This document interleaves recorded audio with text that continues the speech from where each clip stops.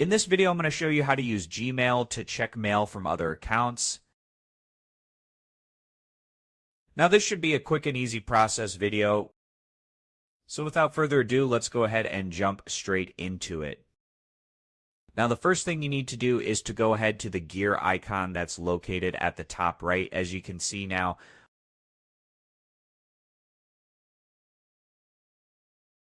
So go ahead, click on it. Now, after you click on it, just click on See All Settings, then Access Accounts and Import Chat. Then in Check Mail from Other Accounts, click on Add a Mail Account. Then go ahead, add the email here.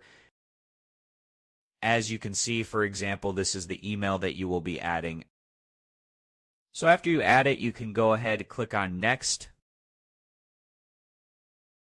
After you do that, you can link the account easily by choosing to import or to link account.